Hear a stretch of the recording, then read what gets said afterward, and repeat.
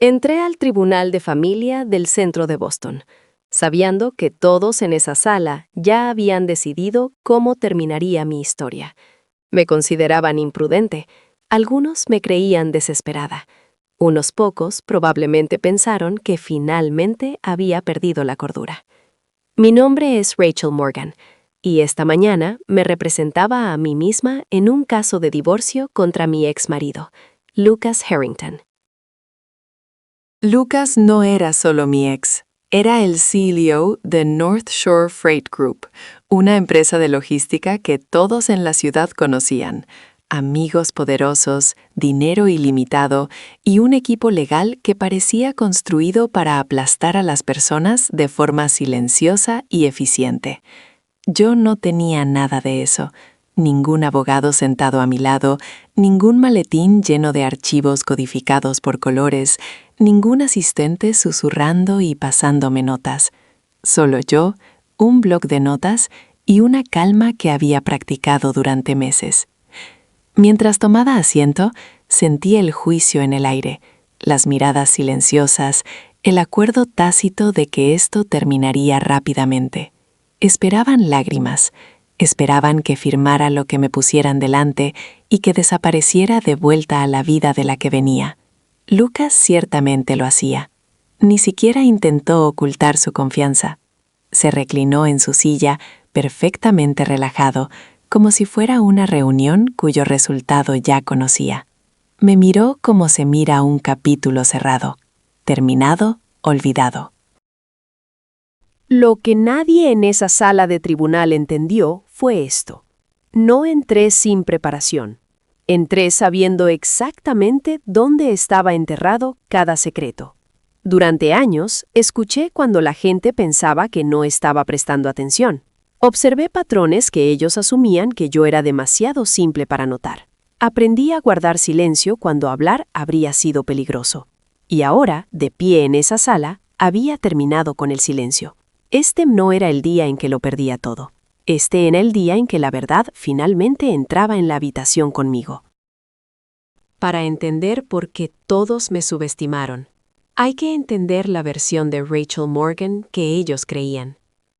En sus mentes, yo era simple, predecible, fácil de descartar. Antes de que Lucas Harrington entrara en mi vida, trabajaba turnos largos en una pequeña cafetería de barrio. Memorizaba pedidos, sonreía a pesar del agotamiento. Contaba las propinas al final de la noche, esperando que fueran suficientes. Cuando Lucas y yo nos casamos, esa historia desapareció.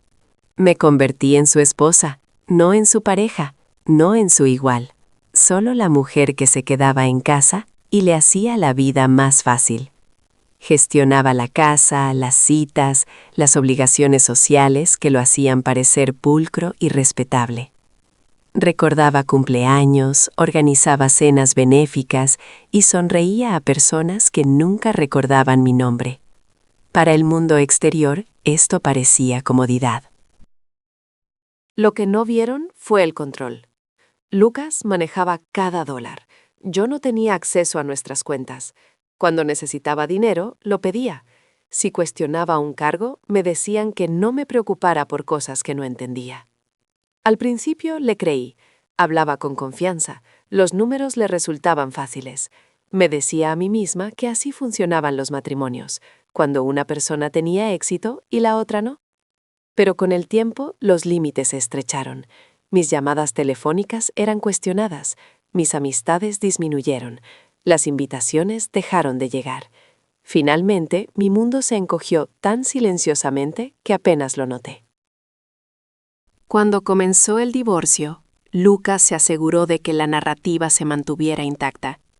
Le decía a la gente que yo era emocional, inestable, dependiente. Su abogado me describió como financieramente inexperta, alguien que se abrumaría con información compleja, alguien que necesitaba ser protegida de sí misma. Y lo peor de todo fue esto. Yo les ayudé a creerlo. Mantuve la cabeza baja, hablé en voz baja. Dejé que confundieran mi silencio con confusión. Porque mientras ellos estaban ocupados definiéndome por quien solía ser, Nunca preguntaron en quién me había convertido. Nunca preguntaron qué sucede cuando una mujer es ignorada durante años. Nunca consideraron que la persona que vive dentro del sistema a menudo lo entiende mejor que la persona que lo construyó. De pie sola en esa sala, sabía exactamente cómo me veían y sabía exactamente cuán equivocados estaban. Lucas Harrington había perfeccionado el arte de parecer intocable. Llevaba la confianza como algunos hombres llevan trajes hechos a medida, sin esfuerzo y sin cuestionamientos. Entraba en las habitaciones asumiendo que pertenecía a ellas, y la mayoría de las veces la gente estaba de acuerdo. Como CEO de North Shore Freight Group, Lucas era conocido como un cerrador. Hacía que los tratos se concretaran. Sabía cómo mover dinero, trasladar activos y hacer que los problemas desaparecieran antes de que se hicieran públicos. Esa reputación lo siguió hasta el tribunal. Cuando Lucas tomó asiento en la mesa de la defensa, estaba claro que creía que esto era solo otra negociación. Esperando ganar, su postura era relajada, su expresión tranquila, casi aburrida. A su lado se sentaba su abogado, Victor Hale. Victor no era ruidoso, no necesitaba serlo. Tenía la reputación de ser preciso y contundente. Rara vez hablaba, pero cuando lo hacía, la gente escuchaba. Era conocido por forzar acuerdos sin siquiera levantar la voz. Juntos, parecían una máquina diseñada con un solo propósito: el control. Lucas me lanzó una mirada fugaz. Una vez, como quien mira la hora. No había ira en sus ojos, ni miedo, solo desprecio. Para él, yo era un problema que había persistido más de lo esperado. Conocía bien sus hábitos. Lo había observado en reuniones, en cenas, en eventos benéficos. Escuchaba lo suficiente para decidir si alguien importaba. Y esa mañana ya había decidido que yo no importaba. Lucas creía en la historia que había construido en torno a sí mismo, que el éxito era prueba de inteligencia, que la riqueza significaba credibilidad, que la ley era otra herramienta que sabía usar. Asumía que mi falta de representación significaba debilidad. Asumía que el silencio significaba ignorancia. Lo que no había considerado era esto. Hombres como Lucas pasan sus vidas hablando. Rara vez practican la escucha. Y yo había pasado años haciendo justamente eso. Cada llamada nocturna, cada explicación apresurada, cada momento en que pensaba que estaba demasiado distraída para darme cuenta, los recordaba todos. Mientras el juez se preparaba para comenzar, Lucas se recostó en su silla, confiado en que el equilibrio de poder estaba firmemente de su lado. No tenía idea de que el suelo bajo él ya empezaba a ceder. Mientras Lucas estaba ocupado construyendo su imagen, yo construía algo más silencioso. Por la noche, cuando la casa finalmente estaba en silencio, me sentaba a la mesa de la cocina con mi laptop y una luz tenue. Me enseñé a leer extractos bancarios, a rastrear transferencias, a entender el lenguaje oculto en las hojas de cálculo. No hice esto porque quisiera control, lo hice porque quería claridad. Lucas asumía que no me interesaba su trabajo. Hablaba libremente a mi alrededor. Contestaba llamadas en la mesa del comedor. Se quejaba de socios, reguladores y personas a las que consideraba incompetentes. Nunca bajaba la voz. Aprendí patrones como otras personas aprenden rutinas. ¿Qué cuentas se mencionaban solo casualmente? ¿Qué transacciones aparecían al final del trimestre? ¿Qué nombres solo surgían cuando estaba estresado? No lo confronté. No hice preguntas que levantaran sospechas. Escuché. Cuando sincronizó sus dispositivos con la nube familiar por conveniencia, noté cuando aparecían archivos en carpetas que nunca antes había visto. También lo noté. Comencé a guardar copias, no a robar, no a hackear, sino simplemente a hacer una copia de seguridad de lo que ya existía en el almacenamiento compartido. Correos electrónicos, extractos, resúmenes internos que nunca debieron salir de su pantalla. Mantuve todo simple. Datos, cantidades, repeticiones. Sin peorías, sin suposiciones, solo hechos. Hubo noches en las que quise parar. Noches en las que me decía a mí misma que estaba pensando demasiado, que nada de lo que encontrara importaría de todos modos. Pero luego recordé lo fácilmente que me habían cortado el acceso al dinero. Con qué rapidez habían desestimado mi voz una vez que me volví inconveniente. Fue entonces cuando entendí algo importante. La preparación no es venganza, es supervivencia. Para cuando Lucas solicitó el divorcio, yo había organizado discretamente meses de información. Nada dramático, nada ostentoso. Solo un mapa claro de dónde residía la verdad. Así que cuando entré sola a ese tribunal, no estaba adivinando, estaba confirmando. Creían que llegaba con las manos vacías porque no podían ver lo que llevaba. No se dieron cuenta de que la mujer silenciosa a la que ignoraban había estado prestando atención todo el tiempo. Y la atención, cuando se combina con la paciencia, es mucho más peligrosa que la ira. La sala del tribunal se sintió diferente una vez que comenzó la audiencia. Al principio, todo siguió el ritmo esperado. Presentaciones formales, lenguaje cortés, una confianza cuidadosamente medida por parte de la defensa. Victor Hale habló con fluidez, exponiendo una narrativa familiar, un ejecutivo exitoso, un matrimonio de corta duración, una oferta razonable extendida y rechazada. Lucas apenas me miró mientras Víctor hablaba. Él ya conocía esa versión de la historia de memoria. Cuando fue mi turno de hablar, mantuve mi voz tranquila y mis palabras sencillas. No acusé, no dramaticé.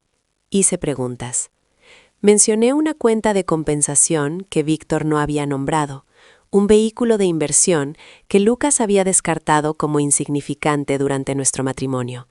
La reacción fue inmediata. Víctor dudó solo un segundo, pero fue suficiente. Lucas se movió en su silla.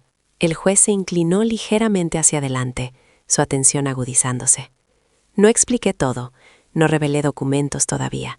Simplemente declaré que ciertos activos no habían sido revelados y que los abordaría durante el testimonio. La sala quedó en silencio. Este silencio no era confusión, era recalculación. Víctor reordenó sus papeles. Lucas enderezó su postura. Por primera vez esa mañana, me miró directamente. No había ira en su expresión.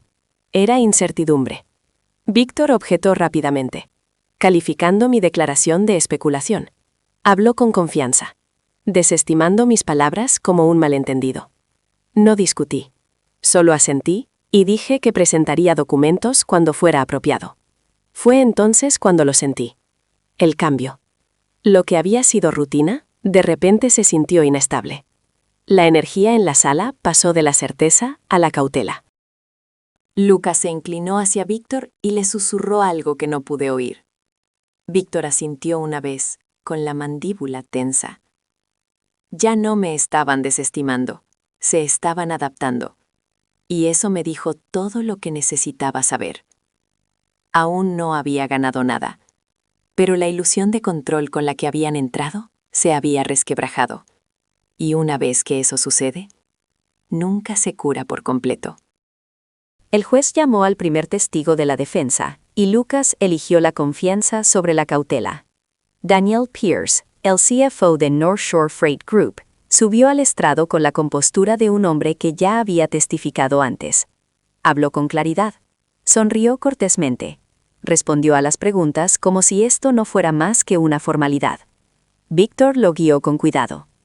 Daniel confirmó que todos los activos matrimoniales habían sido revelados, que las finanzas de la empresa estaban limpias, que no se habían ocultado ni desviado fondos de manera inapropiada.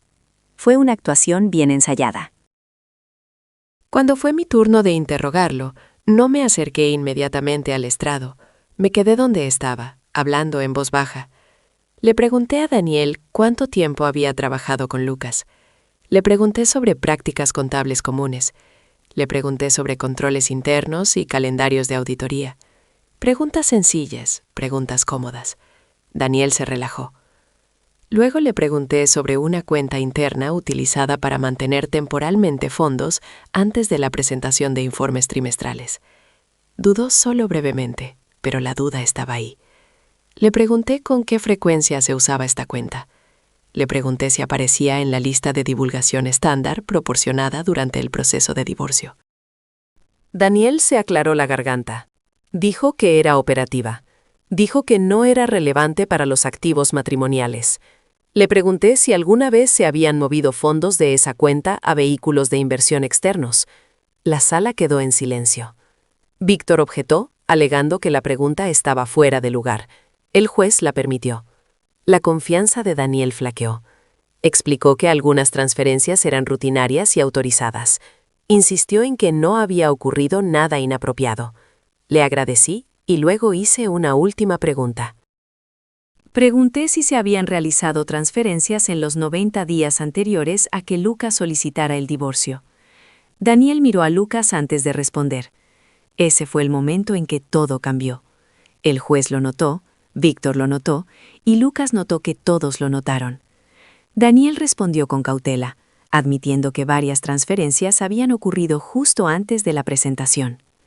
No lo acusé de mala conducta. Simplemente declaré que presentaría documentos consistentes con su testimonio. Daniel retrocedió, su compostura anterior cediendo a una tensión visible. Mientras salía del estrado, lo vi claramente. Esto ya no se trataba de un acuerdo de divorcio, se trataba de si la verdad permanecería enterrada. Y por la forma en que Lucas evitó mi mirada, supe que no lo haría. Fue entonces cuando Lucas decidió cambiar de táctica. Víctor se puso de pie, dirigiéndose al tribunal con un tono casi preocupado. Dijo: «Este caso se está volviendo emocional». Sugirió que el tribunal considerara mi credibilidad antes de evaluar reclamos financieros complejos. Luego introdujo mi historial médico. Habló de una época años antes en la que busqué ayuda para la ansiedad y el duelo. Usó palabras como tratamiento y evaluación. Implicó inestabilidad sin decirlo directamente. Lucas me observó de cerca, esperando una reacción. No le di ninguna. Había pasado años aprendiendo cómo el silencio podía volverse en tu contra. Esta vez, no lo permitiría. Cuando fue mi turno de responder, me puse de pie lentamente. No me apresuré. No me defendí emocionalmente. Declaré la verdad. Expliqué que busqué ayuda durante un periodo de pérdida, que hice lo que hacen los adultos responsables cuando se sienten abrumados, que buscar tratamiento no me hacía poco confiable, me hacía honesta sobre mis límites. Miré al juez y dije algo simple: buscar ayuda no descalifica a una persona para decir la verdad. Víctor presionó más fuerte. Insinuó que había imaginado amenazas, que había malentendido conversaciones, que el estrés había distorsionado mi memoria. Escuché sin interrupción. Luego dije la frase que Lucas no esperaba. Dije que estaba medicada porque estaba controlada. La sala volvió a cambiar. Expliqué que la confusión no proviene únicamente de la debilidad. A menudo proviene de que te digan repetidamente que tu realidad es errónea, de que te nieguen el acceso, de ser aislada y corregida hasta que ya no confías en tu propio juicio. No levanté la voz, no acusé, expuse hechos. Y entonces dije esto: no le pido a la corte que me crea porque estoy herida. Le pido a la corte que me crea porque he traído pruebas. Lucas dejó de sonreír, porque por primera vez, la narrativa que lo protegía comenzó a desmoronarse, y él sabía exactamente lo que vendría después. Metí la mano lentamente en mi bolso, asegurándome de que cada movimiento fuera deliberado. No quería que este momento pareciera dramático. Quería que pareciera innegable. Expliqué que Massachusetts es un estado de consentimiento de una sola parte, que tenía permiso legal para grabar conversaciones de las que formaba parte, que lo había hecho no por malicia, sino por miedo. Víctor objetó de inmediato. Cuestionó la relevancia, cuestionó la intención. El juez lo permitió. Levanté un pequeño dispositivo de grabación de audio. Nada impresionante. Sin etiquetas, solo un registro del tiempo. Le dije al tribunal que estas grabaciones habían capturado conversaciones entre Lucas y yo durante los últimos años de nuestro matrimonio. Conversaciones que discutían dinero, control, donde las consecuencias se explicaban muy claramente. Se reprodujo la primera grabación. La voz de Lucas llenó la sala, tranquila, confiada, desdeñosa. Dijo: «Nadie me creería». Dijo: «Yo no entendía las finanzas». Dijo: «Si presionaba demasiado, perdería el acceso a todo». No hubo gritos ni amenazas proferidas con ira. Eso lo empeoró. Era el control expresado como un hecho. Se reprodujo la segunda grabación. Lucas explicó cómo los activos podían moverse temporalmente, cómo nada tenía que parecer permanente, cómo el momento era más importante que la verdad. Víctor miró fijamente la mesa. Lucas miró hacia adelante, con la mandíbula apretada. Cuando terminó la tercera grabación, la sala del tribunal quedó en completo silencio. Ni susurros, ni movimientos. Incluso el juez había dejado de escribir. Apagué el dispositivo y me volví a sentar.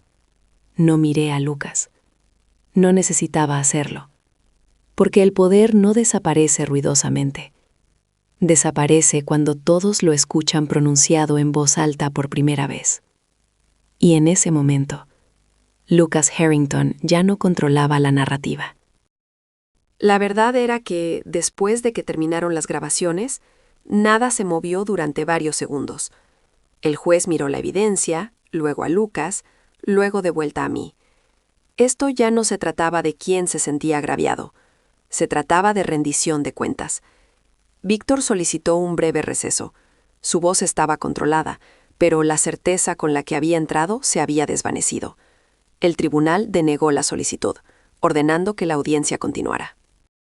El juez hizo preguntas directas sobre el momento, la divulgación y si todos los activos relacionados con North Shore Freight Group habían sido debidamente reportados. Lucas respondió inicialmente con cautela. Respuestas breves, explicaciones limitadas. Luego, las preguntas se hicieron más específicas. Las respuestas se ralentizaron. El tribunal ordenó una revisión preliminar de las divulgaciones financieras, solicitando documentos inmediatos sobre las transferencias mencionadas durante el testimonio. Se señalaron cuentas. Se restringió el acceso. Nada dramático sucedió en ese momento. Ni gritos, ni voces alzadas, solo procedimiento. Y el procedimiento suele ser más aterrador que la confrontación. Lucas finalmente volvió a mirarme. No con ira, no con confianza, con incredulidad. Había creído que esta sala lo protegería, que su posición pesaría más que mis palabras, que el dinero hablaría más fuerte que la verdad. Pero una vez que los hechos entran al expediente, la creencia ya no importa. El juez dejó claro que seguirían más investigaciones, que las divulgaciones incompletas conllevaban consecuencias, que la credibilidad había cambiado. Cuando la sesión se suspendió por el día, Lucas no se levantó de inmediato. Víctor se inclinó hacia él, hablando en voz baja. El tono ya no era instructivo, era urgente. Mientras recogía mis papeles, sentí algo inesperado. No victoria, sino alivio. Porque por primera vez desde que comenzó el divorcio, ya no me estaba defendiendo a mí misma. La verdad estaba haciendo ese trabajo por mí. Cuando el juez preguntó qué solicitaba, la sala esperaba un número. Esperaban que nombrara un porcentaje, la mitad de los activos, un pago, algo que pudiera negociarse y reducirse. Ese nunca fue mi objetivo. Me puse de pie y expliqué que no pedía castigo, pedía equilibrio. Le dije al tribunal que el dinero usado para ocultar la verdad no es riqueza, es influencia. Y la influencia solo funciona cuando nadie está dispuesto a desafiarla. Exigí total transparencia para cada cuenta vinculada a Lucas Harrington, que cada activo movido sin divulgación fuera considerado parte del patrimonio conyugal. Exigí control temporal sobre los activos conjuntos hasta que se completara la revisión, no para quitar nada, sino para evitar que algo más desapareciera. El juez escuchó atentamente. Expliqué que no quería ganar viendo a alguien caer. Quería irme sabiendo que la verdad había sido reconocida y que nadie más sería borrado silenciosamente como lo había sido yo. Esto no era venganza. Se trataba de terminar con el patrón. Le dije al tribunal que cuando una persona controla la narrativa durante el tiempo suficiente, empieza a creer que no puede ser desafiada, y esa creencia es peligrosa. Lo que pedía era simple, que la ley hiciera lo que fue diseñada para hacer: ralentizar el poder, examinar los hechos, proteger a la persona que nunca debía ser escuchada. Mientras volvía a sentarme, la sala volvió a quedar en silencio, no tensa, sino concentrada. Y por primera vez sentí que algo se asentaba en mi pecho. Había dicho todo lo que tenía que decir. El resto ya no dependía de mí. Al salir del juzgado esa tarde, la ciudad parecía igual. Los coches circulaban, la gente pasaba apresurada. La vida seguía como si nada monumental hubiera ocurrido dentro de esos muros. Pero para mí, todo había cambiado. No me sentía triunfante. No me sentía poderosa. Lo que sentía era ligereza. Durante meses, mi vida había girado en torno a defender mi realidad, a demostrar que no me imaginaba cosas, a explicarme a personas que ya habían tomado una decisión. Esa carga había desaparecido. La batalla legal no terminó ese día. Las investigaciones llevan tiempo, el papeleo se alarga, las consecuencias se desarrollan lentamente. Pero algo mucho más importante ya había ocurrido. Mi voz había quedado registrada. Me mudé a un apartamento más pequeño. Compré mis propios comestibles. Abrí una cuenta corriente a mi nombre por primera vez en años. Nada de esto era glamuroso, pero cada decisión era mía. Volví a aprender a confiar en mis instintos, a estar en silencio sin miedo, a hacer planes que no dependieran del permiso de nadie más. La gente me preguntaba si empezar de nuevo era difícil. La verdad es que empezar de nuevo fue más fácil que permanecer invisible. Lo que me llevó tiempo fue perdonarme por cuánto tiempo había guardado silencio. No fui débil por sobrevivir, fui fuerte por prepararme. Y a medida que pasaban los días, me di cuenta de algo silenciosamente poderoso. Ya no estaba definida por el matrimonio del que escapé. Estaba definida por la claridad que había obtenido. La gente suele decir que el poder es ruidoso. Lo imaginan como gritos, como dominio, como alguien que siempre habla primero y último. Ese no es el tipo de poder que cambió mi vida. El poder que importaba era más silencioso. Era paciencia, era observación, era elegir entender en lugar de reaccionar. Era saber cuándo guardar silencio y cuándo finalmente hablar. Lucas Harrington creía que la fuerza significaba control. Creía que el dinero podía reemplazar la rendición de cuentas. Creía que la historia que contaba sobre mí duraría para siempre si la repetía suficientes veces. Se equivocó. No porque luché más duro que él, sino porque estuve preparada por más tiempo. Si hay algo que quiero que te lleves de mi historia, es esto. Nunca asumas que la persona silenciosa no sabe nada. Nunca confundas la mansedumbre con el acuerdo. Y nunca creas que la verdad desaparece solo porque se ignora. A veces la justicia no llega con ruido. A veces llega con registros, con paciencia, con el coraje de esperar el momento adecuado.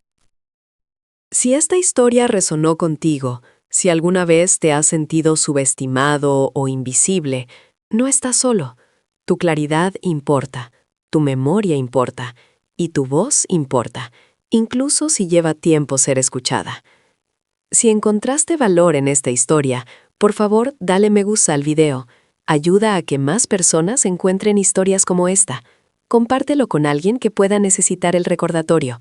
Y dime en los comentarios, ¿Alguna vez te han juzgado por guardar silencio? Suscríbete a El Arte de la Venganza para más historias reales sobre la verdad, la resiliencia y el tipo de justicia que no necesita gritar. A veces, el movimiento más poderoso es simplemente negarse a desaparecer.